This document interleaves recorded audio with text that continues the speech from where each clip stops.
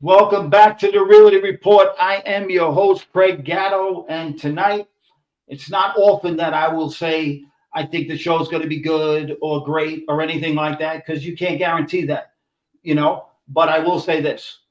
I have somebody special tonight who I've grown to become friends with, and I have a tremendous amount of respect for, and he's willing to come on with me and us and share some stuff that most people cannot share with you. And he's willing to do that. So let's not wait. Let's bring in what the thumbnail talked about, what I talked about, and let me bring in a friend of mine, somebody I care about, Mr. Jimmy Demotica. Jimmy, how are you, bud? How are you, Craig? It's easier to say Jimmy Demotica. It's easier to say it that way. How many times am I going to screw that up, Jimmy? I apologize, please. You forgive me? No, they all said my name when I was in school, when I would cause trouble on a trip to Philadelphia. They say, Demotica, get off this bus. You don't belong on this bus. Listen, at least I got an excuse. You got a few more letters than me. Gatto, they would butcher my last name and call me Gato, and it would drive me nuts. It would drive me nuts in school. I can't tell you how many. Anyway, you're allowed. I'm wearing periodically. I'm going to keep removing my glasses, whatever, but I have to wear them periodically. Get comfortable, man. This is gonna be like we do on the phone or we talk. This is gonna be more of a conversation thing. But just to get started, we got 5 people in the room right now, and they were so kind enough to come into the room. So I don't think it's fair to hold up a show. Thank you, Joey. Thank you. Let me just shout them out first. Thank you, Tommy Stiggs. Thank you, Joey C. Joey Callahan, a dear friend of mine. Dave T. from Boston. I want to thank you guys. We have a 6th person watching. Whoever you are, feel free to chat. Thank you guys for tuning in tonight. I have a very special guest here tonight, Jimmy Demotica. So many people have asked me questions, and will get answered tonight. We'll try, but try to understand this. We're going to try to do something here that there's a lot. Jimmy will explain this himself. He spent a lot of time in and around that life. Jimmy, they're welcoming you into the chat. Some of the people are welcoming you. Joey C. Okay. Hello. I'll see you there, buddy. Whenever you're ready, let me know. Everybody tuned in. Announcement with that. And I'm just setting the table for you, Jimmy, and then we're going to get right into it, guys. So it's up to you guys. If you want to chat while we're having this conversation, great. It's not going to, I'll try to do my best. I don't want to just keep interrupting Jimmy if I ask a question or I ask him something that people have asked me to ask him. And then or if there's questions out there that you like to, maybe what we'll do, Jimmy, is like for the last 15, 20 minutes, if people have a Q&A, we'll give them a little Q&A. But I just want everybody to know, Jimmy is going to come on again and again and again. I just got to speak to his agent and try to work it out money-wise, because he's, he commands a lot of money on the open market. He's like this pitcher that just signed with the Dodgers, Yamamoto. He's a big money guy, and I don't have big money. So, Jimmy, if you want to set the table, I'd like to set the table a little bit about you, and then we'll get right into it. How's that sound? Sure, go ahead. Yeah. All right. So, guys, Jimmy Demotica is a New Jersey guy based out of where, Jimmy? Where are you from in New Jersey? Well, I was raised in the Silver Lake section of Belleville, New Jersey, next to Nutley, close to Newark, Bloomfield, that area. Okay, now I'll get to it. So Jimmy's from that area of New Jersey, and I was telling Jimmy before we came on that I used to, never mix with Jersey guys much, but I told him once a week I would be in New Jersey when I was around in that life. and I would be in a place that he told me what now I understand what down neck is called. Jimmy cleared that up for me. But let's get back to Jim. All right, so Jim has spent a life that many haven't spent. What I mean by that is this: he has spent so much was put in his hands trust-wise from the Gambino faction, from the Gambino family, representing the Jersey faction. So much was handed to him and was entrusted in him. And Jimmy will get into it on what those things were and get into more. Now, Jimmy, tell us a little bit about, for the people that are in there, how did you grow up as a kid? Like, what did your dad do for a living? Was he a construction worker? Did he, you know, what, who No, you know? no. My dad was a professional fighter in the 50s when he was young, like 20 years old or so. He got drafted, but he didn't last too long being drafted. He wound up taking the colonel's Jeep, and they found him in New Mexico with the colonel's daughter. So he got dishonorably discharged, but he wound up going to Darien? I think it was Darien in Connecticut. Connecticut. Federal? Yeah, for federal, yes. Mm-hmm. That was one of the first of many times he was away. So growing up, I always had my dad not with me. When I was 2 years old till I was 12, he went away for 9 years. Came home for 5, went away 6 years in Atlanta, Georgia, federal prison, where Carmine Persico was his cellmate. He came home for 2 years, went away again for another 8 years in Leesburg, South Jersey. Came home for about 6 years, and he did 17 years. And the last 7 of those years he did with me because I was get to that. I was get to that. Of running the labor union. After I took the reins from him, from my dad running the labor union, I took it over after he was gone, and then I became a target. So gotcha. Let me ask you a question. We're going to get to that, but what I want to do is, if we can give a little backdrop. Yeah, you said how you grew up and how it was like that, in and out, basically on the installment plan, right? With the federal prisons, because your dad was in charge at one point of the New Jersey faction. My father was convicted of being the boss of the Gambino family of the Jersey faction. He was considered the boss, and they convicted him of being the boss at the time. So again, when he went away, but he never brought me around, so to speak. He had somebody else bring him around. He had that kid Joey Valero around him, and Joey Valero years later wound up getting 60 Gambino guys in trouble. But what happened was, I only said that for this reason, is because my dad always tried to protect me in a way, but I was born for this. So what I did was I stepped into it. It was a vacuum. And I went around and introduced myself to the contractors and said, well, I know you're used to dealing with my dad, but now you have to deal with me. I said, because I'm Juicy's son, and now while he's away, you're going to have to go through me. And I just took it. Real power is something you take, and that's what I did. Absolutely. And then New York loved me for that, because I did everything correct with the envelopes being sent in across the river, and they all loved me. Forget it. All right. First Christmas alone, I gave $80,000 as a Christmas gift. Awesome. So after that, I was very well loved. Awesome. I want to go back to, you said the name. I want to go over a couple of names. I'm going to say their name, and you tell me if the name rings a bell to you, okay? Sure.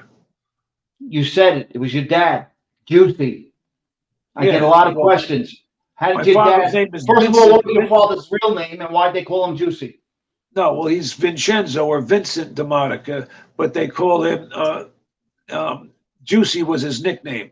How did he get the name? He got his nickname not from the vigorous payments of loan sharking, which people think, but it was from when he was 12 years old.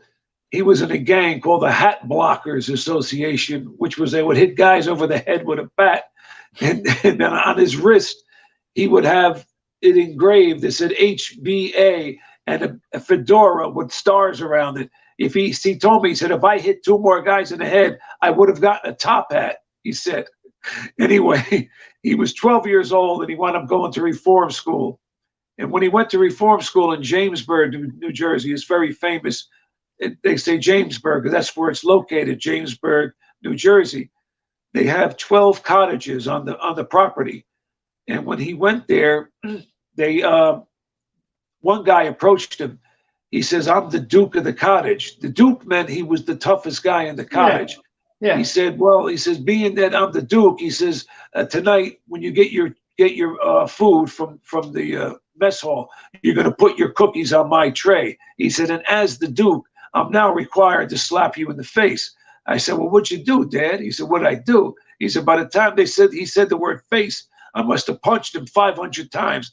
And they started yelling, "We got a new Duke. We got a new Duke." And It's funny. my father said he knew then it was good to be the boss because now he was getting the cookies at night. Yeah, that's right. It's funny you say the name the Duke. 12 years old. This was 1944. This is before they had cars. All right, now let's jump into this. Your dad grows up with some childhood friends. One of them would develop a very violent reputation and a big earner, and his name was Robert Bobby Cabert Basaccia. Is that how you say his last name? Yeah, Bazacchia. Yeah. All right. Can you clear up the first thing, and then you can tell us a little backdrop on Cabert? How did he get his nickname Cabert? Cabert got his nickname because he was a pitcher in the softball league as a young man. Like he was like 20 years old, very thin but very wiry. He was a good athlete, and like my father took a more shine to boxing. Cabert was real good in baseball, thus softball, and he was a pitcher, and he would be a great pitcher. He would strike out everybody. So every time a person would get strike out, that would be the letter K written down for every time a strikeout. How many Ks did you get? So instead of Robert, he became K-Bert. K-Bert. Thus spelling it Cabert. So then it's spelled, but it was pronounced Cabert with a CA. That's how he got his name, Cabert. Absolutely. So many people ask that question. They asked the question about your dad, Juicy. We got that out of the way. Well, my dad got his nickname from being in that gang as a young man. They would shoot dice. They would rob people, and then they would shoot dice. And he would shoot number. Let's say he got a number 4. They say, "Hey," they say, "Hey, Vin, it's number 4. That's a juicy number. Make your number." That's how he got his name, Juicy, from shooting dice. Juicy. It's crazy how people get nicknames, and the media will make it out to be something, and it means absolutely nothing to what they say. How you got that name or what it actually means. But we won't go into that. Pardon me. Go ahead, please. Drink, baby. Drink. Thank you. I wanted to just clear that up about the Cabert and your dad. They grew up together. They did a lot of stuff, but this is about you. This is about you. We have plenty of we got a lifetime of stories to tell. Let's talk a little bit about you. Your dad. Let's fast forward. Let's go back a little bit. Your dad goes to prison. You're an adult now. You're asked to handle unions issues. I was never asked. In other words, once they saw the results that I had brought to the table. Explain that. In other words, how that works. The money always works. It's always the money. And Absolutely. That's what I was good at. Whether it was every yard of concrete, I would get $2 a yard. The contractor would have to pay me. There was a lunch truck there. I remember one time there was a Greek guy, naturally a Greek guy, figured that out. He had a lunch truck, and he came on the property, and he said, "Well, I'm here." It's America. I said, "No. You just can't open up like a lemonade stand in my backyard without getting my permission. This is my territory. You're going to pay me. Now, I never did no business with you before, so you're going to give me $3,000 down, and you're going to give me $350 a week. There's 700 employees here. They're going to break 6 times a day. You're the only guy in town that they're going to go to get a soda, to get something to eat. You're going to do very well, believe me."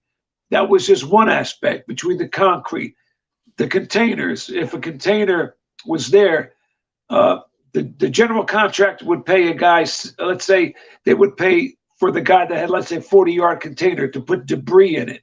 Mm-hmm. Every time that debris would get full, they would say, okay, well, each time it would be $640 that they would pay the person who had that contract with the containers.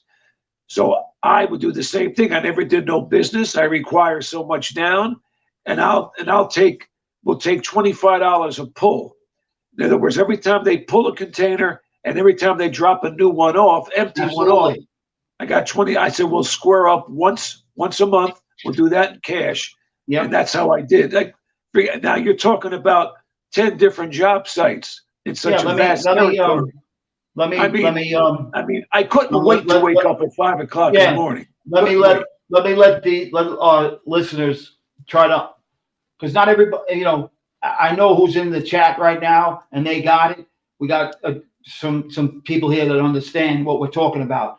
But I can't, you know, there might be some people that don't understand that'll watch this later on. So they don't understand, you know, me and you could talk in a certain lingo, and it's not a great thing that I know the lingo. I'm just saying we could talk in a way where people won't understand us, you know, that have no idea or concept about how things work. Now, what I wanted to talk about with you is you know, you kind of told us about some things which are important, and how you did certain things. The Gambino family entrusted you in union issues, if there were union issues on the port or anything like that. Did you ever handle things like that? Oh, yeah. Well, the warehouseman union was 1478. And primarily there was Toyota, where the Toyota ship would come in once a month. It was a huge ship. It would look like a 15-story building coming in, and the longshoremen were the ones that were only allowed to drive those particular new cars to the lot, whereas we would be the ones. Well, not say we, but I only say we because I worked there for a short period of time. In the 1984. This was before I had my full power. And what happened was we would prep the cars for the people who ordered those cars. Let's say pinstriping, if they wanted air conditioning, they wanted this, they wanted certain pipes on the car, so on and so forth. All the prep work would be done by the warehouseman. And that particular union was also controlled by our friends. Yeah. So I was the one. I had gotten there because of a fellow that was in charge at the time, and my father was away. So he told me to go down neck where you're. I remember I asked you what the hell is this down neck stuff. Can you explain to non-Jersey people what down neck means? That's the ironbound section of Newark. It's near the port area. And it's a lot of Portuguese, Portuguese people are there. And that's why they call it down neck, because it's shaped like a neck, let's say, of a certain animal. Let's say if you look at the map of Newark. And isn't that funny? You told me about the Portuguese, and I told you I didn't really do much in Jersey, but once a week I would go to Jersey and be around this Portuguese area, and there was all these restaurants. So that's what I was dealing with. From the Bronx, goes once in a while, once a week. I'd go over to Jersey, and I said I didn't even know what freaking town I was in. I just knew where to go and what to do. And nice people. They have their own local down there. Do they? I'm trying to remember the number of their local. I can't grasp it right now. But the Portuguese guys they're heavy labor. They do real intense work. But the Portuguese almost have their own particular union down there, and it's primarily just them. A lot of times you get some guys that were from there, Portuguese men that came into our union, which was 342. Mm-hmm. So you had three competitive locals in our area of Newark. You had 342, which is primarily like Italians. You had 112, which were Irish, and you had 699, which were a minority. Now, when I went there, after all the corruption that I brought to that union, the FBI came in and the feds, they merged all three unions. And what they did was they created the number 1153. When you add those three numbers up, it comes out now it's union. It's local 1153. Yeah, they did that here. It's because of yours truly. Yeah. Well, that gives us. I just wanted to let whoever's in the room right now. We don't have a lot of people, but we do have 7 people, and they deserve to hear.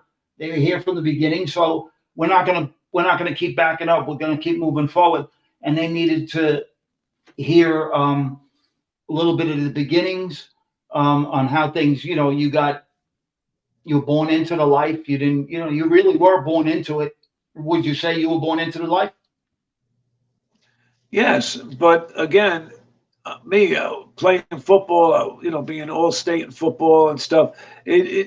I was a good quarterback, and I was going to go. I was trying to get in Yale because the head coach Carmen Caza at the time. This is 1975, and Buddy Amendola was the assistant head coach.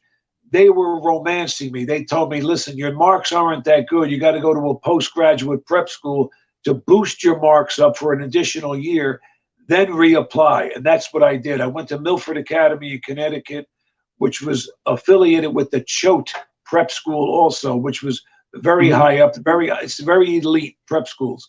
And I went there, and I was number 1 in my class. I scored 1540 on my SATs. So you had a brain. It was at the time 1600 was the best you could get. I scored 1540. That's pretty good. And I also scored the Otis Quick IQ test. I scored 186. So I'm not too dumb. Hey, Jimmy, did I ever tell you what I scored on my SATs? No. I didn't take them. I fell asleep for the math part. I'm not proud of it, but I couldn't deal with math. And I was an athlete. You know, I got a friend in here that told me today how much of a showboat I was and how miserable. And he's a good dear friend. I love him. And he was breaking my shoes really good today about years of playing ball. But I again, just a footnote to that. My father was in Atlanta prison at the time. I didn't have the money to go. See, they don't give you athletic scholarships in the Ivy League, only academic. So it was only $3,800 a semester, but I didn't have the money to go to Yale.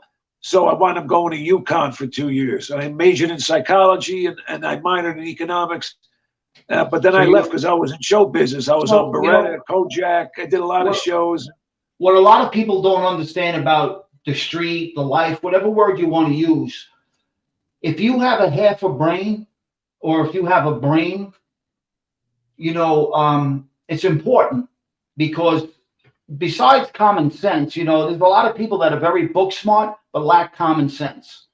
Of course. If you have both, it's a good fit for. I'm not saying people should sign up for that life. I'm saying back in the day, if you had common sense and a brain, you're very valuable. Forget about the balls and the heart and all of that. That's different. You understand? If you got a brain and common sense, you're off to a good start. Yeah. Somebody had written in asking me a question. JC wants to know if Bergen Catholic was a. Were they good back then? My cousin went to St. Joe's back in the day. Yes, they were powerhouse. They were powerhouse. Just like if you went down southern Jersey. My cousin went to school in Jersey. He's an athlete. He went to St. Joe's Regional. Oh, really? Wow. Yeah, he got drafted baseball the whole bit. Yeah, he went to St. Joe's Regional, but they lived in Rockland County, so he drove whatever the drive was. I don't know how far it was from Fields, Pearl River, that area, Nanuet, right. and then he would go to St. Joe's. I don't know how. I remember, I think it took a certain amount of time every day to get there, but he was a good athlete. He played with played against Ironhead Haywood. He played with a lot, they were powerhouse back then, but he was a baseball and football player. But they were known for baseball back then. But Jersey always had powerhouses, and we can leave that for our sports show. Let's look now, everybody. Here we go. Bergen Catholic. Here we go. So, Jimmy, I'm just going to show you all the love, the Jersey people that have any idea about Jersey, know Jersey. They want to give you some love, man. They're all talking Jimmy. Bergen Catholic was good. You answered that. Craig, were you a good athlete or just lazy? That's my friend that just put that up there. And now we had it out today. He told me I was the kind of guy that would, whether it was softball or football, he was using softball today. He said that I would hit a shot and just look at it, flip the bat. He said I was a bat flipper, and I would jog to first base when it should have been a triple. I told him, maybe, Joe, I didn't have the speed. He said I was full of shit, and I did. I don't know. He's going to get at me now. So, look, Tommy Stiggs, a Jersey guy, is saying hello to you, Jimmy. Oh, hi, Tommy. All right, I got somebody that's going to go to bat for me, Jimmy. Look, Craig, oh, my God, you must have thrown me a 1,080-yard bomb. He said I had a cannon. See, that's a good thing, but we don't want to – there's people that tune in, they don't want to hear about our athletic stuff. They want to hear about you and the Gambino crime family. On a footnote to that, again, I have the record for high school football for the longest pass thrown in the air for a touchdown. I threw it on the 33-yard line, and he caught it 7 yards deep in the end zone, but they only counted from the goal, so it was 67 yards, but actually it was 74 yards because he caught it 7 yards deep in the end zone. So I had the I still have the record, I believe. All right. I had an arm that should have been painted gold. So listen, so you got a brain, you had athletic ability, you had common sense. We're going to find out later that you had balls, you had a big heart, meaning, fight or flight, you were going to fight. So you're getting involved, you're doing different things, you're in place, you're running the show, basically representing the New Jersey faction of the Gambino crime family, which your father held that for a period of time, and now it's tasked to you. Let me ask you this question, Jim. A lot of people might want to know the answer to this. I know you were involved with a lot of business stuff, and you got guys but things do get ugly sometimes. And even though you're a brain and you're handling money and business, sometimes you got to show your fangs. I'm not asking you. I'm asking you, did anybody ever get stupid with you? And you got to remind them that you're about the rules, there were several times. Like, for example, I was in Penn Station down in Newark, New Jersey. Penn Station, there was a company doing hazardous waste. They were removing the marble slabs off these pillars underneath the vestibule of their Penn Station. Anyway, it was like street level, but they're removing it, and they had to remove the asbestos that was there. 3 weeks prior to that, I sat down with this guy. It was a Hispanic guy. I sat down with him. This was just before I was going on my honeymoon at the time. This was in '95. And I said to him, look, I'm going to give you a break. I'm only going to charge you $5,000. $5,000 was nothing at that time to fix the labor. In other words, he only had to have one shop steward there, pay him the correct amount of labor money plus his benefits. Okay. Now what happens was he agreed. And then I go on the honeymoon. I come back, and my partner, he says to me, I told him, I says, well, did you see the guy? I said, did he give you the envelope? He says, no. As a matter of fact, he's got double the amount of guys working there. I said, let's go right now. So he took a piece of rebar in his hand that it was bent over, and then it would curl up. It would curl up above the knuckles this high, and it weighed about 5 pounds. He hands me a slapjack. And he says, brother, whatever you do, don't hit him in the head. Well, the first thing I did was hit him right in the head. Right in the head. Yeah. I called him out of a meeting inside Penn Station. I said, I tapped on the window. I said, can I see him a minute? He comes out. I said, what are you doing? I says, we already have an agreement. Now you got double the amount of, he says, you'll do what I says, what? Bang. And that was it. And then my partner cracked him with the rebar. He said his glasses turned into powder, and laugh. I'm going to say anyway, something. So we ran. The first thing he did when the Port Authority police came in there, he squealed right on us. He said, "Oh no, Jimmy hit me from the front. Then his partner hit me from the side." He says, "I don't know why they're bothering me. I'm just a regular." I said that guy was a liar. So we sent word that. Because he had a restaurant in Elizabeth, and next to it he had a whorehouse, and he had all underage girls working in there. So I sent word that he had somebody's niece working there that he shouldn't have, and that's why he got beaten. So we never got arrested. But that wasn't really the real reason. The reason why we didn't get arrested was they were building a dossier on me. They were just building it heavier and heavier until they came and indicted me. I got to ask Jimmy. As a matter of fact. Yeah, go ahead. Do what you got to do. I want to say this. I'm going to do. Here's my PSO. He's pulling out paperwork, ladies and gentlemen. There you go. This paperwork that proves that means no cooperation, nothing here. And I'll send this to you, Craig. You wouldn't be on here if you were a cooperator. You know that. But anyway, listen. I want to try to make this clear because again, there might be people that'll come across this and not understand why the violence. Why do you have to do that? Well, because you have to. In other words, you have to. And then when you challenge me, you're going to lose. And don't think you're a tough, because you're not. I said, this is not going to go away. This is not like something I'm going to forget about. You're going to do what I tell you. Otherwise, it's going to be a problem. And so, in other words, it's something that has to be done, because now then they'll think we're a bunch of fags. Another thing, we don't lay down for another crew.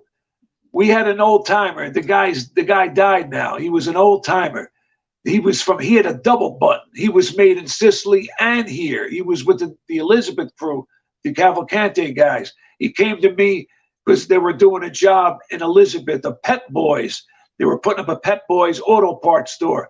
And they were doing 10,000 feet of cinder block, of split face block. So they're supposed to have 3 union guys, 3 laborers on the wall, and 1 laborer on the mixer. This guy wasn't doing nothing. So I grabbed him. I says, and I found out through the project manager, he was getting paid $88,000 for the job. So now this greenhorn comes up to me and he says to me, he says, Jim, you just take this from me. Take 2. I says, no. I says, listen, I said, my friend ain't going to say, he's got to pay at least 6 on this. That's a fair price. That's a fair price. So he says to me, he goes, but take that. And I said, no. So now he says, we're only getting 26,000. So I went back after I saw the project manager and I said to him, I says, Cheech, I says, they're not telling you the truth. I says, the guy's barely getting paid. He's lying to you. You got to go after him. Get more off him. He's getting 88,000. He says, that's what you do? You count people's money? I says, goddamn right. When they say they don't have enough to pay me, yes, I count people's money. You know what's funny, Jimmy? Later on in life, when I got into the normal world and I wound up working a regular job. Normal world, what's that? Normal world. A normal civilian atmosphere is what the word is used, civilian life, as you know. You would hear people like working people, say things like, what do you, everybody's in my wallet. You count my wallet. Are you worried about what's in my wallet? And the street side of that is, you bet your ass I'm in your wallet. I got, they don't understand. Hey, Craig, you know what I used to love? You know what I used to love? When I'm going after a guy, right, and he has to pay, I love when they would say, gee, I ain't got no money. I don't have that kind of money. I says, you know what? After I'm done with you, now when you tell people that you're broke, you ain't going to be lying. Absolutely, 1,000,000%. Not going to be lying no more. They always pull that nonsense about things. I don't have it. I know. Yeah, you help them find it. Yeah. I was. Yeah. I want to go back a little bit. We cleaned up. We're touching on a lot of things, and tonight is really just like a backdrop, Jim, because we like we said, we're gonna forget it. We got so many chapters of this book. I want to ask you this. Craig, there's so many stories. I know. We just do a little backdrop. I mean, people that watch these leaders on TV, I sit with them. I talk to them. Let me ask you a question, if it's okay for you to answer. I've heard for some Jersey guys. I knew a lot of the names from Jersey. Not that I knew them personally, but I knew Cabert. Of course, I knew of the name. And there were some others. Tommy Riccardi obviously went bad. Whatever. And I asked you before we came on about some New York guys that were in Jersey, and whatever.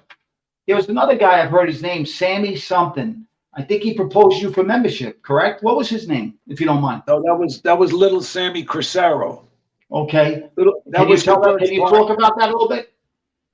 Sure. Well, Sammy has passed. He passed away. It was an accident. He was on the top flight of his steps in his townhouse, and he happened to. He couldn't see well because in jail they let you bust as long as they can before they actually give you what you need in surgery. And he had cataracts, and what they did was they waited so long to remove the cataracts from him that it gave him actually he left him almost blind, permanently. So he was in his house. He couldn't. Well, there was times he would get out of the car. He would walk into trees. He wouldn't even see, And so he fell down the steps in his house. Anyway, that's little Sammy. We all know him as. Yeah, I heard he had a very stellar reputation, if I might add. Oh yeah, he's the one that gave me all control of the gambling because my hands with cards, what I can do. He let me control all the gambling. Let me ask you a question, Jimmy. I know I've seen you with the cards. I've seen some of your stuff, and we'll give people a chance. We'll tell them later where to go to see some of your work. How did you not screw people all the time in 3-card Monte? Because you're so good with cards. You never hustled with 3-card Monte? No. You didn't need to. I get it. No, with the M&Ms, with Marty and Michael in Jersey, friends of yours, yeah. I had games where we would have blackjack games with nobody wins. Come on, man. Then we'll have like Las Vegas nights.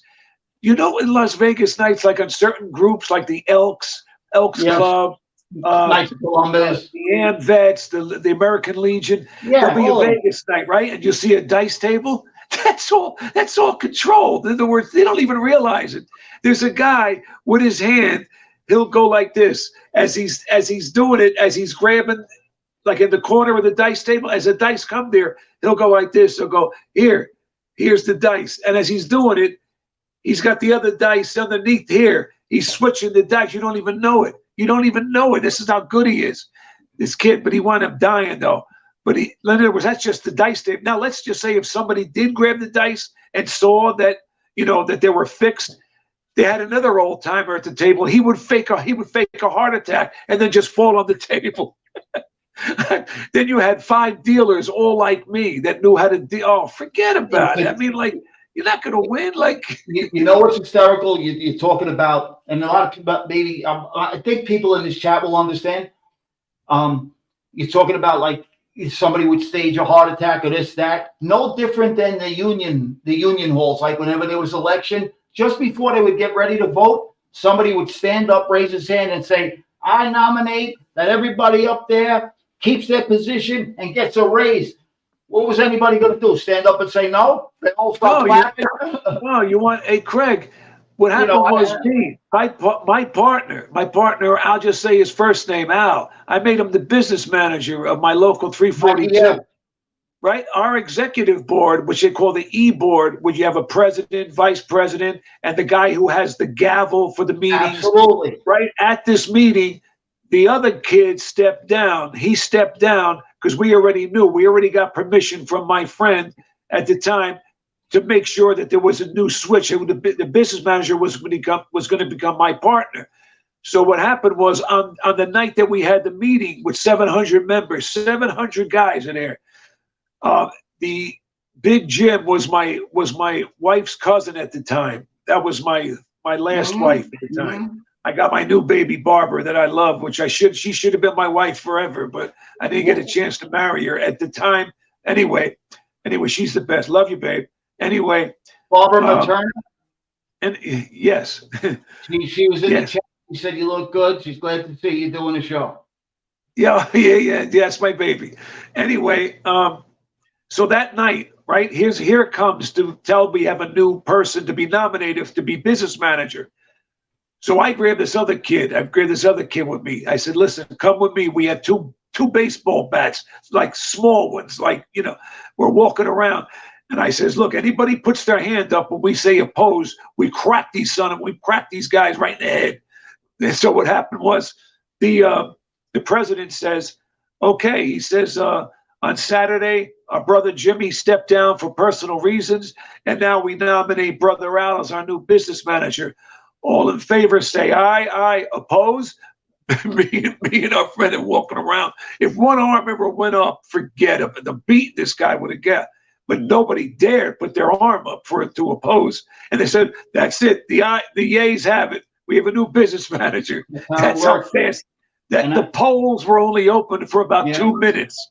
And I grew up as a 17-year-old kid. I grew up as a 17-year-old kid being dragged to these union meetings, and as a kid getting in, and being told, how to behave and watch this go on, and then later on wind up, representing the union. We talk, just on a different level than you did. You were at a higher level, but I would, go out there and make things tough for contractors. See, the thing is this: you say a higher level, but the thing was, I earned that higher level. It wasn't just like here, because if I wasn't doing the right thing, they would have yanked me out. Case in point, when my guy, he was the only guy that wasn't in jail at the time, he came home. The guy who I had to see all the time, he's still alive. That's why I'm not saying who it is. His name, yeah. He came to me and he says to me, he says, "Jimmy," he says, "I'm here to help you. Because me and your father are close." He goes, "In the event, if you need me to sit down for you, I'm here." He says, "I don't want nothing." I says, "No, you're going to get a piece of everything I make," which was very genius, because now 6 months later, he came to me and he said, "New York told me I have the union now, but guess what?" He says, "Stay right where you are." And because I, like I said, I like a gun, but I'd rather have a knife, because with a knife, if you cut the pie, everybody eats. And that's what I did. I made sure that everybody eats. Now, when it came time to either remove me, he made me stay right there. And then forget, I controlled the union for 7 years. Amazing. And this is the stuff people want to hear. Yeah, they want to hear, and we're going to get to it now. I got one question. Tony Silo says, and I'm going to say something a little bit later about Tone, waiting for Tone. But anyway, Tony Silo says, you'll get to know Tone. Those card games that were put together, totally out of control. And I told you earlier about a situation. So he's in the know. He understands things. He speaks the same language as a lot of us do in this room. And I'm not glorifying unctuously, round things, whatever. So he's saying some of those card games are fucking out of control. Now he's coming from the Queen side of things and the New York side of things, but same shit, same kind of people, same. No, but thing. You got to make the money. In other words, whenever we would do a thing for a church function, for a Vegas night, we would tell the priest, the main Monsignor, yeah, you're going to get a donation from whatever is the intake of the pool that night. If it was ever, he's not there when we count the money though. But like I said, in blackjack, you got a special shoe that we use, and if your buddy knows about it, it's either what they call a prism or a rough and smooth. He'll know what I'm saying, or he'll do his homework. He'll know what I'm talking about. Absolutely. Nobody's going to win. Nobody's going to win. I'm going to fast forward a little bit. So we're going to go to 2002. Your dad's incarcerated. You get a knock on your door, or however that goes down. If you want to explain it, what happens with you in 2002? And what are you charged with? Well, at the time, Sammy sat me down, little Sammy, and said, because each crew, the word came down, they were allowed to only straighten out 2 guys from each crew. They were only allowed 2 of them. At the time, there were my other friends, because I wound up going away. Just before that in 2003. Mm-hmm. So Sammy told me, he said, "Well, I know you since you're a baby." He said, you got all my gambling." He says, "You're definitely there. I'm trying to think, who do I want for the second guy?" Then Sammy winds up dying unexpectedly like that.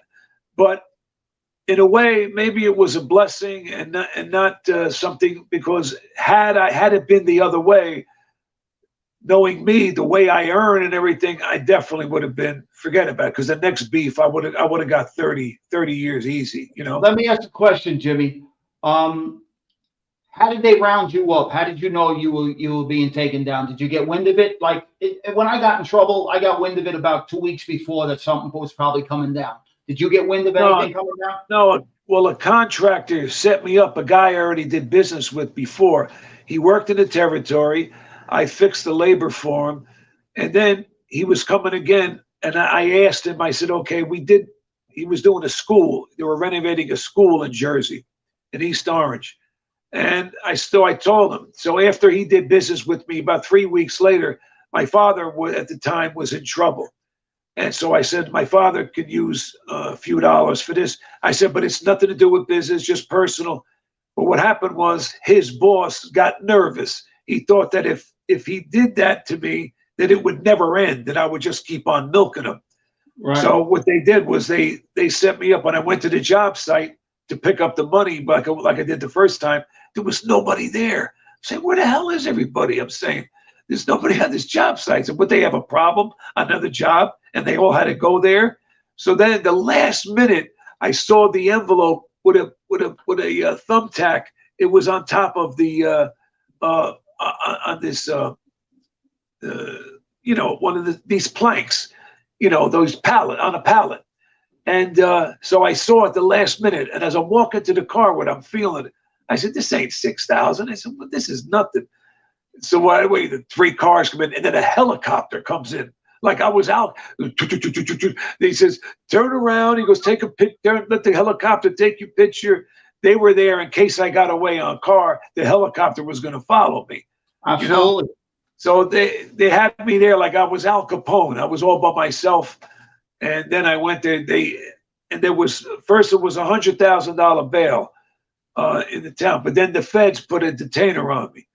So as soon as I made the $100,000 bail, the feds picked me up, and I went right to Passaic County, which was a federal hold at the time in Jersey. Right, Passaic is where federal is in Jersey. Right? That's where I stayed. So that day of May 30th, 2003, I never saw the street again until 2009. And that's now what happened. Then all the dead time that I did before that, because I was on what they call when you're on pretrial, you have to go there. And it's you have to check in to a federal parole guy. Yeah, parole, What was that? What you say? I forget that. Yeah, you have to check in before you have to check in. Yeah, I forget what the name of it is. Maybe somebody out there that it's pretrial. So the exact name. But it is. But then what happened was I was still associating, so they locked me up prior to that. But the actual time I did, but then with the dead time, it came out to 7 years. Now, can you tell our people, before we get into a little Q&A, can you tell our people how you wound up, what you copped out to, what you took, what they charged you with, and where you ended up going? Well, I got charged with what was it? Extortion, RICO conspiracy. That's what gave me the most. But I didn't have a bad record per se. All I had was promoting gambling and stuff like that from the Vegas nights. So I got lucky there. But it was organized crime with extortion. The extortion was a second degree they charged me with. Yeah, and usually that's a 10-year sentence. Mm-hmm. But what happened was I got 80 months federal time, but it ran concurrent with the state. I got 8 years flat with the state to run concurrent with the 80 months federal time. So you had to come. So when I came home, I had to go to two parole agencies. I had to go to state parole and federal, which is the worst. Supervised release. The worst. Federal supervised release. I had to do. Can you tell the people, now that they know, what your charges were, a little bit about how you were raised, who your dad was, who Cooperators was, who Sammy was? What prison did you wind up going to, and who did you run into in prison when you were doing your stretch? Oh, you mean a whole array of guys with other crews. Personally, who personally did you run into and wind up selling with? Personally. Oh no, I was with my father in the cell. How did you wind up there? People don't know. How did you wind up with your dad? The way how it works is, let's say that he had this Mexican kid with my father. So my father he sent money in his commissary so he would move out, and then he just made a written request that he wanted to move out and be moved. No, I mean, how did the judge actually send you to the same prison as your dad? Oh no. I'm talking about. I was talking about when I got to Otisville. I'm talking about That the way how I got to be in my father's Mhm. cell. No, the way I got to Otisville initially was the Judge Greenaway. He was a black judge, but he was very fair with me. I said, Your Honor, I said, while I was being sentenced, do you have anything to say? I said, well, I'd rather do my time in Otisville because my father's has been there for the past 9 years. I said, I like to do time with him because my whole life I always spent away from him. I miss him, and as a hardship, right now he's 76 years old. I don't Okay. know how many more years he may have left. I would like to, do my time with my dad. And the judge went, I have no problem with that. He was, boom, Otisville. And that's how I went to Otisville. Amazing. And then you wind up in the same cell. Your dad makes the moves and you wind up in the same My father cell. made the move for me to be his cellie, yeah. And how many years did you spend in the same cell with your dad? I was there after the time, totally about close to 6 years. And I know I asked you this before, I'm going to ask you this again. And most people won't understand your answer. If you had to do it over again, would you do it over again? Yes, Spend without a 6 years doubt. in prison with your dad. Yes, that was the best time I ever spent with him, and how I gelled with my dad because so many years I wasn't with my dad, and it was nothing but pure love, and we got to gel, and as men, it's something that a lot of times people will tell you the best relationships as far as friendship goes with men is either when you went to the army with them or you've been in jail with them. Those are the best relationships you'll have with another man as a friend. I understand it totally. I'm asking anybody in the chat if they want to type in any question. All right. I got one of my buddies is put in here, but this actually has to do with football stuff. So it wants to know what years, because we had a kid that came out of Holy Cross, but I don't think you would have known him, Yves Labissiere. So we covered a bunch of things tonight, basically from you growing up, what you were raised into, how you handled certain things, and there's so much more we're gonna get into, and we're not gonna wrap this up yet, but we're gonna and then I wanted to give people idea on how certain people got nicknames, because people that they're always curious about that. Like when I was a kid, I was curious on how Ducks got his nickname, Tony Ducks, and then I was told by I think my father or grandfather how he got that nickname. But everybody's curious. The media is curious, and you hear it get butchered so many times. And so many people wanted to know about your dad's nickname, Juicy. Cabert, how did Cabert get his nickname? Drink your water, bud. I don't need you choking on me. Well, we run a marathon. No, yeah, bro. And I just wanted to kind of set the table for because we got so much to talk about, and I wanted to kind of like not jump around a little bit, but we got to set the table and take you how you spend time with your dad, and if we can, sensitive subject. I'm always concerned about asking even people I haven't seen in a long time.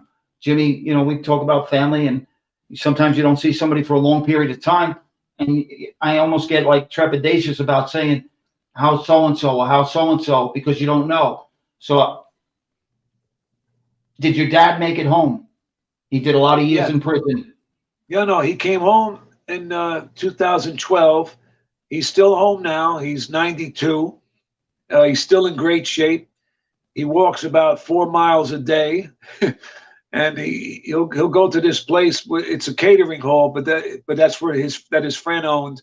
But he goes there every day. It's like a little ritual he has where he hangs out, and that's what he does. He just every day is like Groundhog Day, but he watches his CNN. He's like more or less retired. But I'll tell you, he'll fight, a lot of well wishes. The drop of a hat, he'll fight. A lot of well wishes for your dad are coming in. God bless, God bless. A lot of people, God bless your dad. They're all saying God bless him. When we were there was a at St. Lucy's in Newark, every year they have a big bash for St. Lucy's, and my mom and dad went there to go hear my cousin play in his band. He has a band called Jersey Sound, and what happened was my mother got up to get a drink with her girlfriend. so that there was 2 empty seats for a minute. So some guy sat down with his girl, and my father said, "Excuse me," he says, "but my wife's sitting there. She just went up to get a drink." He said, "Well, she ain't sitting here now." Oh, wrong thing to say. when my mother came back, my father stood up in front of us. He says, "What I tell you? Get out of it!" Bang! He just knocked this guy back. 92 knocked him back. The guy literally ran out of the fair, out of the feast, and ran out of there. Like my father still go. What is he still go? Let me ask you a question. You brought up the word feast, right? You brought up the word feast. We had a conversation on the phone today a little bit. We were talking about different feasts, and I told you some things that were said to me. Do this at the feast. Were there any? I'm sure there's plenty. What were some of the big feasts in New Jersey, and who had them? Well, again, around this area, you have, like I said, in Newark, they still have it predominantly. You'll see it in Newark. What is it, like St. Gerard, St. Lucy's, this and that. But it's winding down. It's not like it used to be. I remember in the '60s, man, it used to really be like a 3-day event. I mean, really, everybody with the whole town would be there. But it's changing, Craig, because the clientele, there's different nationality now. People that have occupy homes. Absolutely. It's different. It's just so different now. Absolutely. The San Gennaro feast, you got a few. You got Santa Rosalia in Brooklyn. You got Ujil in Williamsburg, Brooklyn. The Bronx don't even have a feast. It's there a little bit. It's very small. It's not what it was. Corona used to have a Queens Day a feast. They don't have a feast in Queens no more. And San Gennaro is the biggest, and it's still huge. But it's like you said, and it's okay because there's a lot of different. It's just so packed. It's so you can't even move in the San Gennaro feast downtown on Mott Street, Mulberry. You can't move. Oh, I know. You know what I mean? Like if you're down the middle of the street, it's packed. If you yell, "Hey, Carmine," 50 guys turn around. Right? If you yell Carmine, the name Carmine, right? 50 guys will turn their heads. Absolutely. Everybody's a Carmine, an Angelo, a Joey, a John. I got one of my guys, and you're going to be seeing him a lot, Tony Silo. And you'll get to know Tony, Jimmy, good people. He's just saying Angelo had a lot to do with the feast. I'm thinking he's talking about somebody they called the Horn. If I could be wrong, we spoke about him earlier before we came on. My friend Danny, who I was in jail with, Danny Pagano, used to have a lot of stands there. He was very well loved man, and he's do a lot of things there. But like it's a tight community. You have to have a friend that knows a friend that can get you. You just can't go over there and just set up a stand. No, I told you I had a friend. I told you this earlier today. We were just shooting the breeze. I told you, I was told in 1998 to put they were going to give me a spot in the feast in Brooklyn. It was a big feast. He said, they told me you're going to put a sausage and pepper stand together. And I told you, I was thinking in my head, everybody's selling sausage and peppers. Don't worry, you're going to be fine because you're going to have the best spot, number one. Right. And they ran the feast. And two, we're going to give you the sausage, the bread, and everything. Right. Everything, we're going to supply you with everything. Meaning, that's what they were doing with everybody, even back then. You had to buy the sausage, bread, anything you could think of. It was food. You didn't get a stand if they didn't okay it. I mean, it was still that strong back then. Sure. And I wasn't a Brooklyn guy, but, I was offered it wound up not happening. But just to be a team player, I was all in anyway. Just to, I was hungry and whatever needs to be done. That's where you want me. Good. I sell sausage and peppers like never before. You do what you got to do. Right? I would have, people would have choked to death on the sausage. I would have probably made it raw, but, because I wasn't the best cook in the world, the best at barbecuing. But you got to make sure you cook sausage correctly. Yeah, especially the pork. Yeah, absolutely. Mike F gets a kick out of it. You said if you say Carmine, 100 guys are going to turn around. Yeah. What I'd like to do is I'd like to I'd like to see what kind of a response you get as far as some questions goes. And I mean, not I'm necessarily asking, for tonight. we only got about 8, 9 people. We got about 8 people still left in here, and I told them if they Well, you're want going to have people that are going to tune in afterwards to check out what the show was and all that, you know. So I'm trying to ask anybody if there's anything they want to ask you. You know, there's so much we got to unpack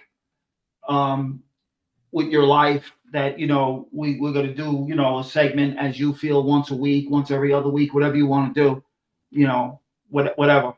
And we'll go into lots of things, lots of different things that we've discussed. And, you know, I told you, I want you involved with our sports shows. You know, we can talk about a lot of different things with that, not just, you know, things that you handled yourself. You know, there was things that I wasn't in charge of or had to handle myself, but you have to be well versed and ready to step up if something's handed to you, correct? Exactly. Well, right. before we say goodnight, I want to just remove my glasses. This way everybody can see that I like you. I have light eyes, you know, Craig. So you got competition. All right. Well, I gotta wear these friggin' things because then I can't read the chat. I just want to I want to say, you know, I'm sure there's going to be things that people will think I didn't ask, but that's done for a reason. There's a million questions we can go over and things we could talk about, and we will. But tonight was just to get the ball rolling, and everybody knows this is only an appetizer. It's only an appetizer. That's right, and we're just getting the ball rolling, and everybody knows you as the co-host on the Larry Roller podcast, which is a great show. If I had the ability, everybody makes fun of me. Tommy Stiggs had to help me put the thumbnail together, so I'm still learning. I wish I could drop everybody's links that have shows. Chat with Stacks, Tommy Stiggs Social Club, NYC Crime Spot, Hard Truth Reviews. I can go through everybody's show. There's so many shows that are good to me and help me. Todd Father, Theme Duel, Vito and the Pitbull. I mean, they're good guys, they're good people. And, you know, we want to get them to tune in. So maybe they'll come back and catch this, or they'll see the next interview. And I got to learn how to drop their links, just like I have to learn how to give everybody a wrench that's kind enough to come in here so they could, you know, if we get any funny business in here. Well, you just keep a little pad, a little bullet points. You know, I want to say this, you know, for whoever's listening, and I know, Jimmy, if you disagree, you're going to disagree, and that's what I love about you. You're not a yes man. But I want to say this. I was asked a while back, or I think I was asked, you know, what do I feel about cooperators? And here's what I'm going to say before I ask you to chime in. Obviously, I don't agree with it. I don't agree with them. But I've told you this. They don't take any space in my mind. Meaning, it's something I don't have to worry about. I could go back to, I could walk. I use my name on the show for a reason. People know where I live. I hide from nothing. There's nothing to hide from. I go to Arthur Avenue if I want every other day. I can go once a month. I go for cold cuts or pastries. You understand? I don't have to hide, so I don't have to worry about that shit. Now, I'm not going to promote that. I'm not going to promote them. You'll never see them on my show. And I know you're going to feel the same way because you were hurt by people that cooperate. But what I'm going to say is this: we also have no control. Just like you're in the street and you're best friends with somebody for 20 years, and you have no idea the guy's wearing a wire for the last 3 years, and you think he's the best guy. So how the hell can you tell on YouTube? It's very hard. People don't understand it. You could think somebody's in your chat and you're going back and forth with them, and then we have no way of knowing who we're you understand? You know, people that you welcome in, and all of a sudden now they're hosting cooperators and whatnot, and people saying, Craig, it's hard enough on the street. You don't know who went bad or who's going to go bad. How the hell are you going to control it from YouTube? Do you have anything you want to say on that? Well, again, I just have one golden rule. It's just that it comes down to they can't do the time. That's all it comes down to. They can't do the time. They don't want to go away. It's just that they don't want to pay their dues. Like my father's got over 44 years in. I mean, you add them all up, all this time that he's been away. Yes, it was costly. Yeah, it was terrible. Nobody sees that part of it. How my mom had to suffer all them years being by herself and make her own way, because it wasn't as if he left her $1 million. It wasn't that way. I had to go out and I had to find ways of earning extra this and that. It's sometimes it's not pretty. It's not a glamorous life like everybody thinks. Going to jail is part of this life. Absolutely. You have to go to jail. And number two, especially guys like us out here, they expect that we go away because they want to see if you can handle the time. It takes guys in Jersey 20 extra years before they're straightened out in New York. That's a fact. Give me that stat again. Give me that number again. In other words, they'll make guys in Jersey. Yeah. They'll make them wait another 20 years before they straighten them out. Because guys in New York, there's always somebody's son or whatever, and then he'll get a golden ticket because of who he is. But then he's learning as he goes along. He's learning on the job. Right. But the thing is, like with me, I had to wait a long time, but it still didn't happen. But maybe it didn't happen for a good damn reason. But the thing is, hey, for what I did things that guys that weren't straightened out would never dream of doing. I mean, I directed adult films. I did We're going to get into that. Let's leave that as a segue. As we go, is there anything you want to say to the people that were nice enough to come on this Friday night and that have spent time in this chat tonight? Is there anything you want to tell them about maybe something that's coming up or holiday well wish? Anything you want to say before you tap out? Always thank the viewers, because without them, there is no us. Remember that, Craig. Nothing. So I want everybody to enjoy their holiday, have a real good time. Craig, you and your family, please enjoy. Thank you, Jimmy. And until next time, we'll knock them dead. We'll knock another ball out of the ballpark again. It's good to see you, Craig. Jimmy, I love you. You be well. And I'll talk to you during the week after the holiday. And we'll figure out another day to come back to the same bat time, same bat channel. Well, let's see if I'm in public demand. If the public demands it, I'll be there. You know what? You're in public demand to me, so they love you. All right? You be well. God bless. Enjoy your holiday. For everybody else, stick around. Stick around for a second if you can. Jimmy's going to bounce. All right, Jimmy, take care, buddy. I love you more, Craig. Take care. I love you, buddy. All righty. Bye-bye now. Bye-bye, brother. All right, guys. I hope everybody had a good time. Not a good time, but got an idea who Jimmy DeMonica is. And he got to share some things. A lot of people asked me questions about Bert. His dad grew up, obviously, he told the story of how they all grew up together. Actually, he didn't say it. He said it to me earlier today, but he did touch on it. Actually, the gentleman, Sammy, that he talked about that proposed him for membership and died tragically. Actually, him, Bert, and his dad were kids together. And so, Jimmy, I would say, guys, outside of being a made guy, there's only one guy that's active, alleged in the life that's on YouTube. Okay. This is as close as you're going to get to somebody in life or his whole life that's not a cooperator, just like that other gentleman's show. And it's all alleged anyway, on who anybody is, right? I don't know. If anybody has anything they want to, say, I'd like to have somebody else come on. If anybody would like to come on, I'd be more than happy to send, put the stream in the link.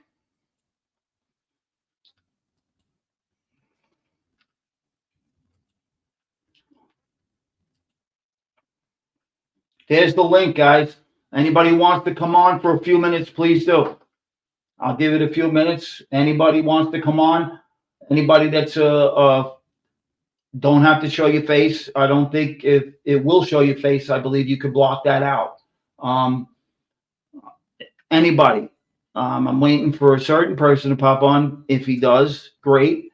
If not, it'll be on the next one, which is tomorrow night. We'll be doing a playoff football outlook, NFL. But I wanted to get this. Jimmy called me during the week. Jimmy, I'm glad you liked it, Davey. If you want to pop in, you can, brother. It's up to you. Some guys, okay, I got somebody coming to the stage right now. And ladies and gentlemen, this gentleman needs no further introduction. I always wanted to do the Michael Buffer thing. I can't. Friend, Mr. Tony Silo. Tony, what's happening with my brother? Nothing, man. We're crazy day today. Good. What's going on, my brother?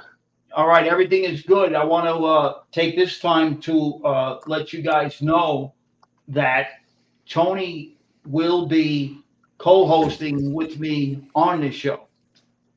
So, unless Tony can't make a show, or there might be a time where I'm not feeling well or something, this is going to be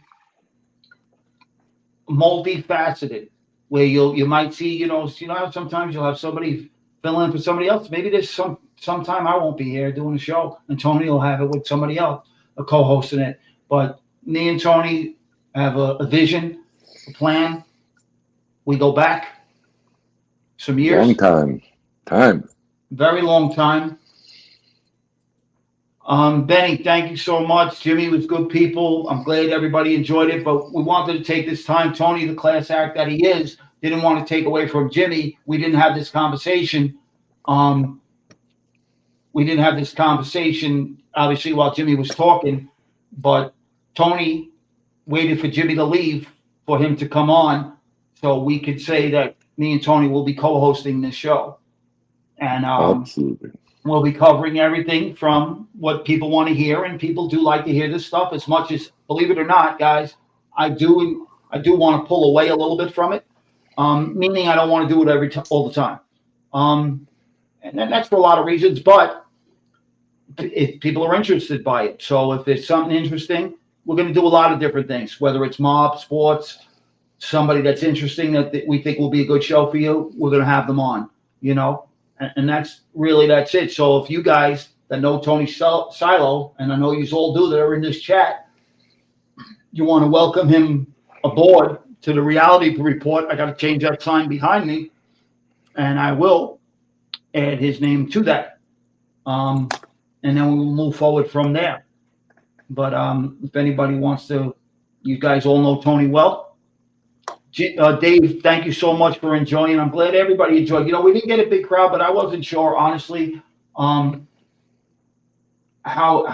it would go Friday night. No excuses. We're not a big channel. We're gonna get there. It's a couple of days before Christmas Eve. Whatever, again, I'm not gonna. Whatever will be, will be. Dave T says, Tony, wow, that's office. Perfect connection. Me and you, Tone. Look forward. Great stuff. Dave, you are the man. It's going to be good. It's going to be good. And the most important thing is that, as you know, we maybe changed the name to the No Bullshit Show. So that's more important than anything, is that if we say something, okay. Let me run something by you. First question, Tony, can you see the chat as well? Craig, when you were running in the streets, did you ever get locked up and do time? If so, how much time? I will answer that question for you right now. In 2001, first of all, I've been arrested and locked up about 8 or 9 times in my life. Full disclosure, nothing to run from. Did I ever do heavy time? No. Did I do what you call short stays? Yeah. What's a short stay? 3 weeks, month, 3 days, depends on which arrest. I'm not proud of that, but that's a fact. I will tell you this: in 2001, I got wrapped up into an organized crime takedown. Full disclosure. I'll go give you a little bit more. it was a Lucchese roundup. Say no more than that. You guys could probably do whatever you need to do. But it was 2001. I got charged with, I got sent, I'll tell the story if you don't mind. If you guys want to hear it, I'll tell it. I got sent with 2 organized crime detectives that were in the crew for 2 years, a year and a half before I got there. And I was around them for a long time because they were there 2 years before me. They were organized crime detectives that somebody put in the crew. Basically another Donnie Brasco situation, except, not as publicized. But anyway, I got charged with an extortion charge, but I didn't get charged into, there was a lot of conspiracies in that main case.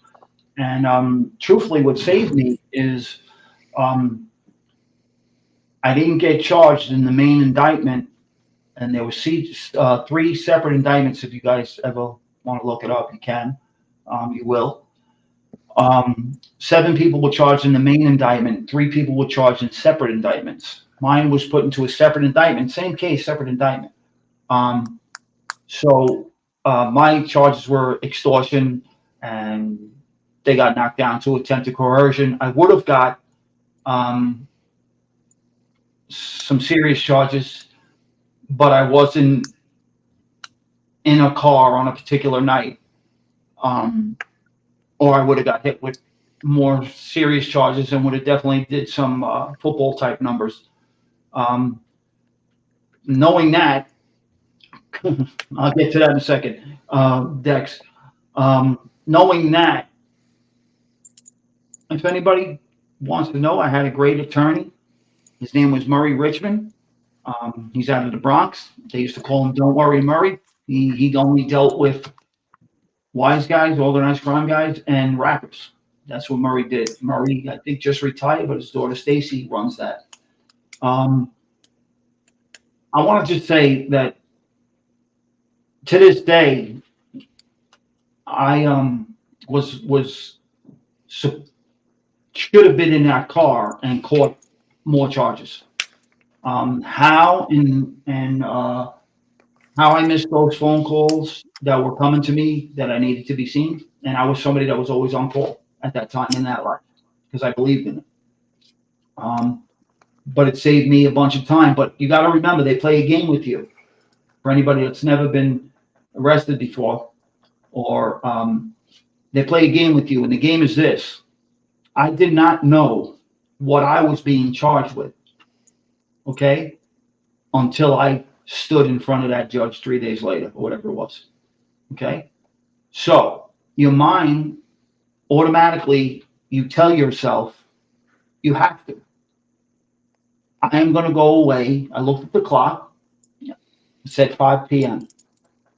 I looked at the clock. I automatically put a number in my head. I'm not going to see my kids for, I'll tell you the number I put in my head.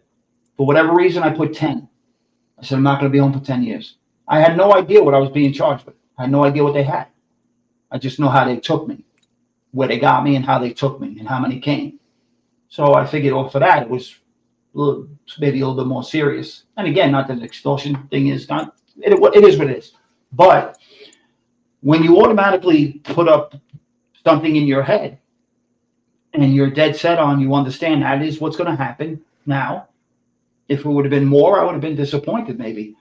But anything less, I was playing with house money. I know I'm not coming off like a tough guy. I'm just telling you what you had to put in your head.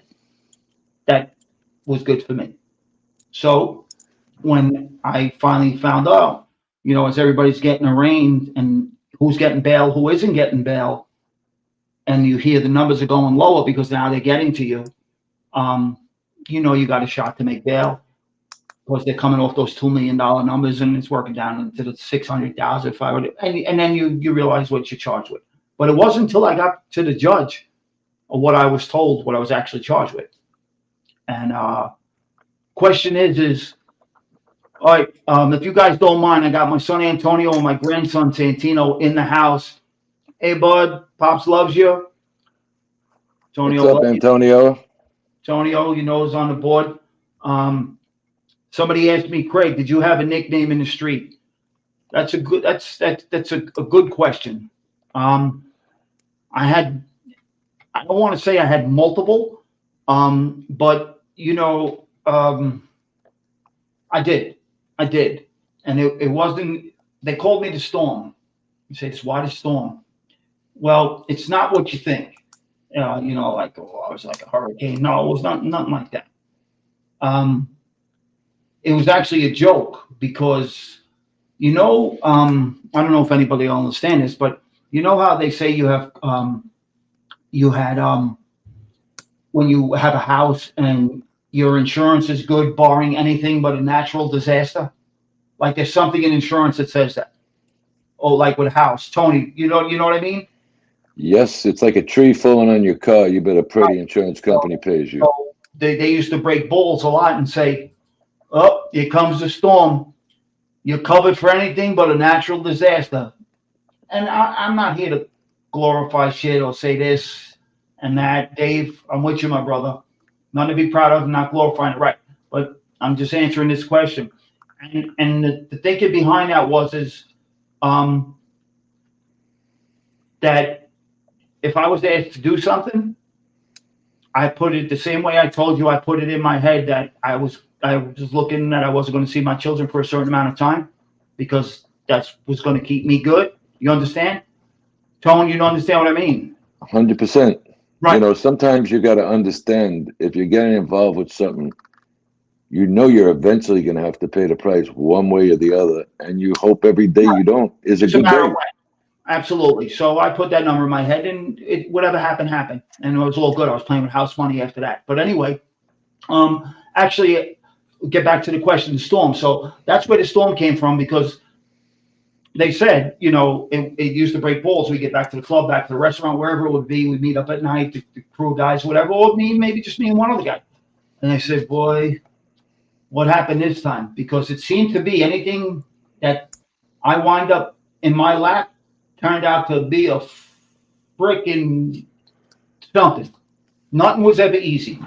Whether it be, something always seemed to be very stormy.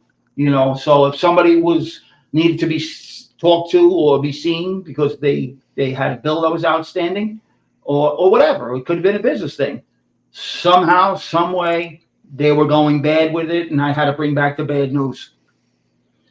We did the St. Anthony feast on Spring and Sullivan until the yuppies complained and the church got greedy. I think I know Dex. I think you guys, if I'm sure this is Dex Dallas, who I think it is, I believe you guys ran a lot of the feasts back in the day. And that would be, Tony will know, some guys will know, years ago they would grab the ear and say that was his guys. Dex, did you do the feast on Carmine Street too? Were you involved with the one on Carmine Street? Dex Dallas or me? Dex. We'll see if he gets back to us on that. Another one on Sullivan, they had, he's deceased now. Eddie the Blonde was over there quite often on Sullivan Street at the time. Tony, I really want to get back to Dex Dallas's question when he said, Craig, did you have a nickname? I really didn't want to tell him Storm, but I had to. But I really could have told him they used to call me Castro, Jake. Castro, they said I was loud with my clothes. Jake, they said at times I would be like Jake LaMotta in Raising Bull.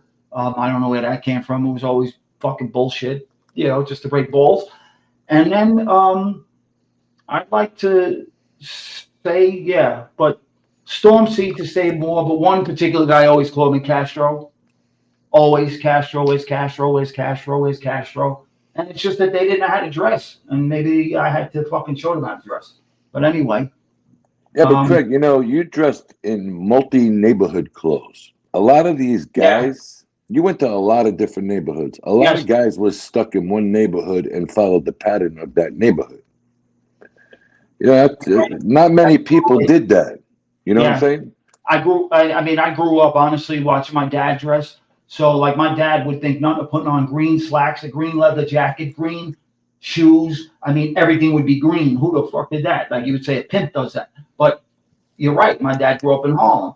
He was, I mean, he toned it down as he got younger, but I remember as a kid, maroon, everything maroon shoes, maroon pants, maroon knit, maroon leather. You know what I mean? Everything. But you know what? I think maroon was some kind of a fad in Harlem because my father was from Pleasant Avenue and he had a lot of Tony, I'm sorry, Tony.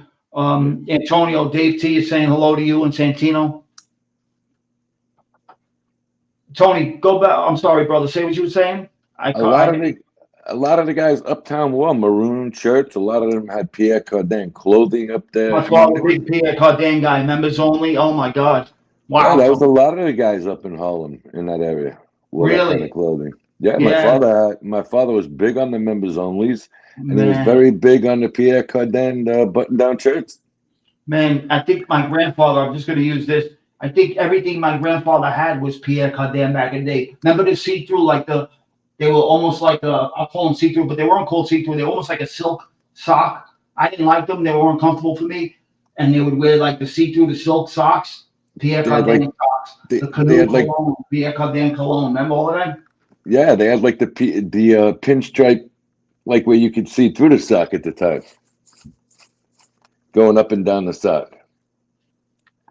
Dave, I'm so happy. We're getting a lot of compliments from Dave and some other people about what we got going, Tone, what we're going to have going. I'm going to run something by you real quick. I got a phone call as soon as I left where I was earlier, and and I'm not going to say that here. Yeah. Couple of family members of people who were put away by informants wanted to come on. I think that would be a great segment if we got into that. The family members that were affected. Absolutely. I think that would be a phenomenal topic. We could, we could do that on, obviously we could do anything we want on our own. We don't truly need anybody to do anything. But if you want to hold off for Jimmy again, we could incorporate that, or we could just go with something, we'll discuss that. I like Jimmy. I like Jimmy a lot. Jimmy's got to come on with us. Yeah, Jimmy wants to, and we're doing this, we're talking here like this regular conversation, man. This is what this is all about. The people that sub to us, that without them, we don't have nothing. And you know what? I am of the belief that I don't care if it's one person, we're still going to come on and talk, but what I'm saying is, Jimmy wants to do like a regular segment because he's got, honestly, 50 years in the life, 40 years 40 something years in that life, a guy that, and I'll go back and I'll double down on what I said. If you're not a cooperator, who could you have on? Yeah, I was on record. Tony, you were around, whatever. Mm-hmm. Absolutely. We're talking about, you understand. I mean, his father, the legend in Jersey, Coopert, he was around heavy hitters, born into it. His name was passed around. There's somebody else in here, his name was passed around. But my point is he was proposed. The guy died. He would have took it. But, and he didn't have to cooperate to be on this show, thank God. Well, here's another thing. To be alive at the age he is and have his freedom at the age he is, that says something about you right there. Without being a cooperator. Yeah, Mike many guys are out there. Can you see what Mike F is saying? He said, what you said would be great. Tony, that would be great hearing from the family. Awesome. All right, so Mike F. Oh, absolutely. We're going to make that happen. So I'll tell you what. I was ratted on. I was cooperated against. Okay? I'm just a little fish, right? You want me to have somebody in my family come on and tell you what it's like? No, I'm only kidding. But what's the difference? Or what would be great? Serious numbers that did 30 years, whatever it is. We could do that, Mikey. And I think Tony has a great idea, and we're going to make that happen. Because I'll tell you what would be something. Me and you met, we didn't know each other from a hole in the wall. And I'm going back years ago. First thing we did was go to battle together. Then we became friends. We didn't even know each other that day. Yeah, I mean, if you want to share that, you can. That's awesome. How we met. We went to a little league football game of all I things, hope Antonio's still listening. and they were kind of biased, not against Italians, but against, I think, our children for some reason, because they weren't capable of doing what we were able to do as younger men, and these guys looked like nerdy fathers. Go home, watch some damn corny show. We'd go fuck around with our kids, you know. But what it is I think our kids got a different. I think our children got a different type of respect because of us.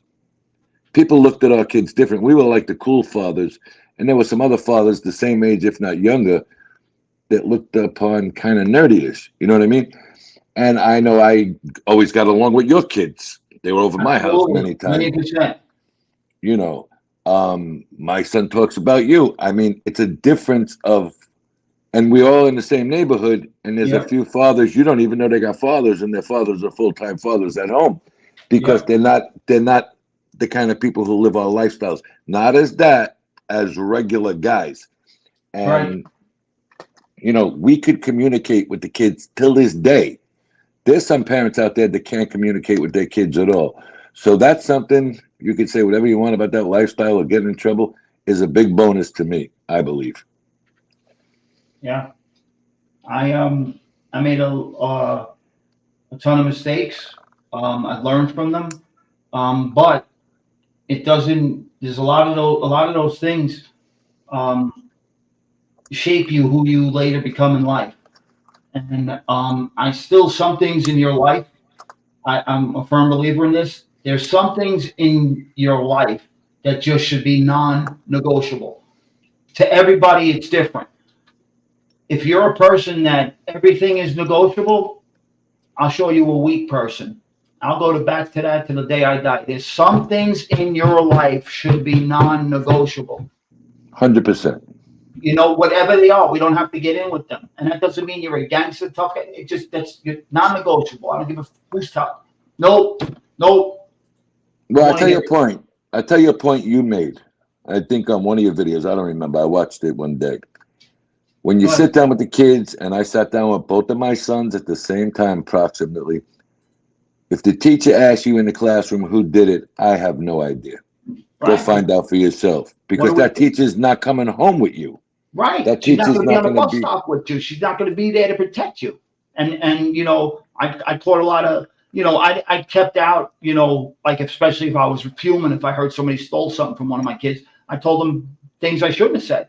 But it came back to, don't tell, handle it. Now I said things, you know, that I probably, you know, I'd fly off the handle and said, you know, you shouldn't be telling a 6-year-old next person that steals something from you, put a pencil in their neck. But, you know, you're hot-headed or whatever. And I'm just saying, you know, certain things, but we're teaching them that because it really brings me to what I've been saying in a lot of videos.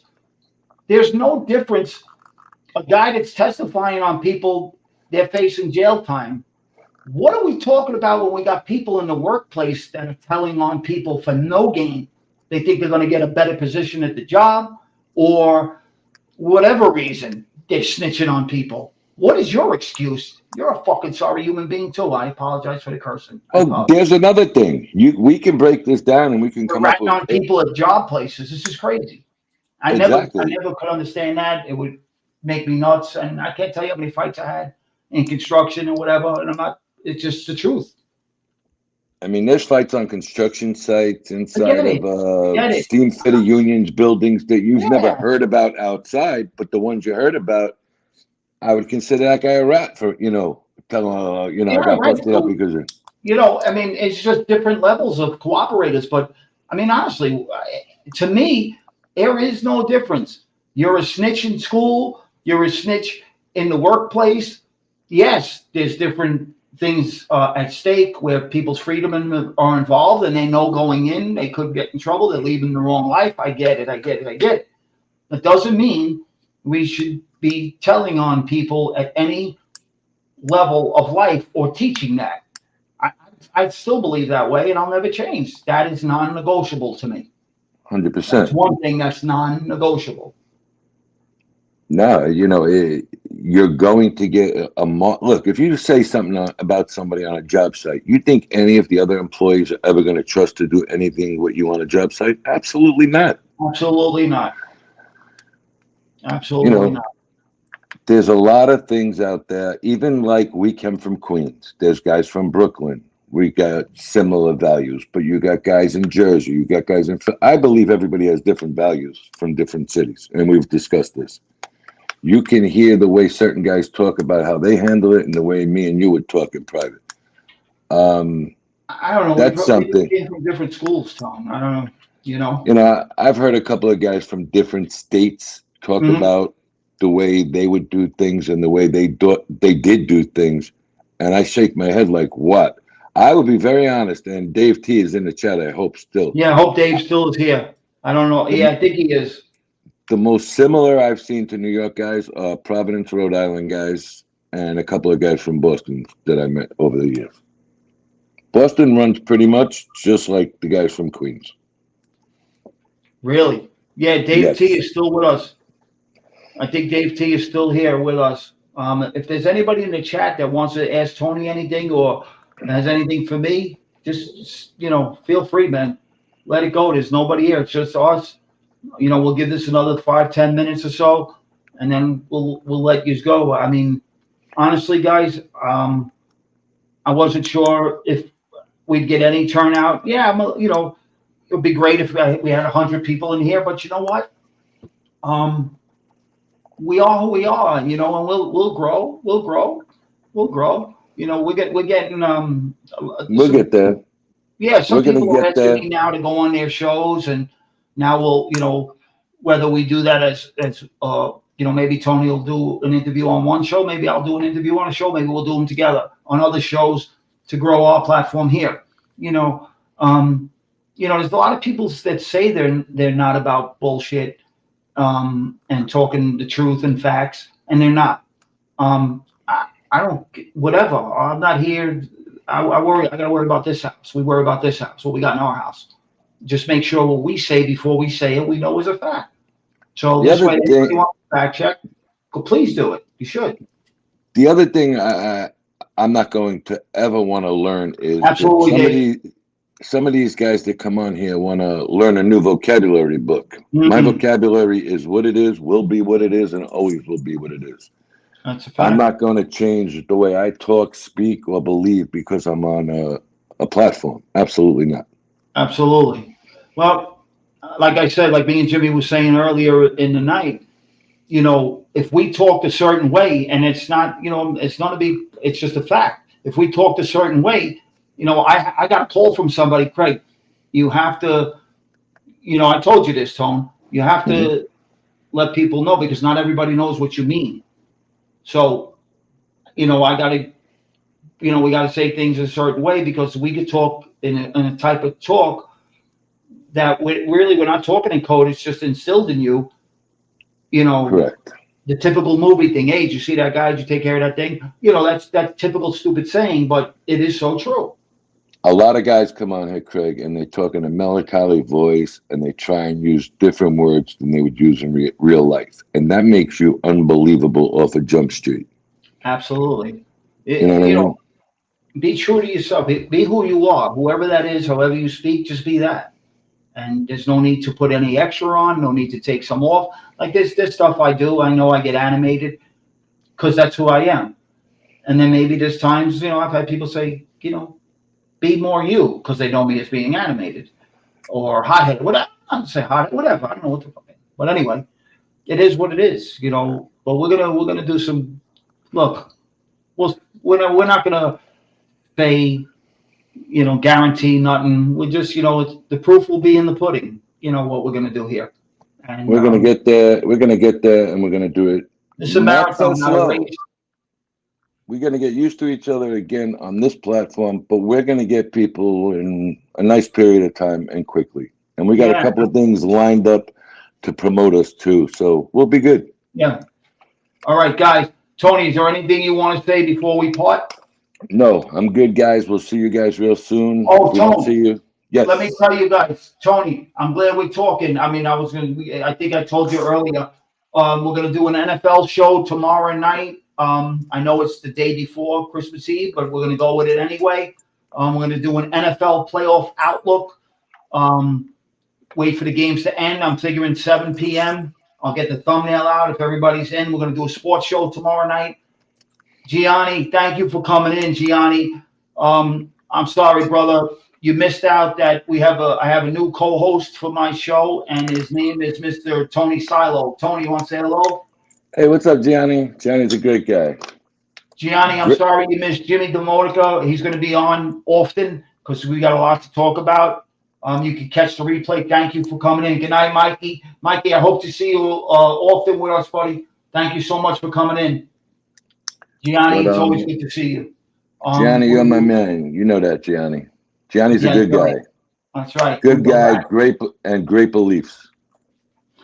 Gianni, thank you so much. It works with me and Tony. We go back from my neighborhood, so it's crazy how things work out, but we have history, and we kind of speak the same language and are intense with the same things. So anybody, we love having all of you.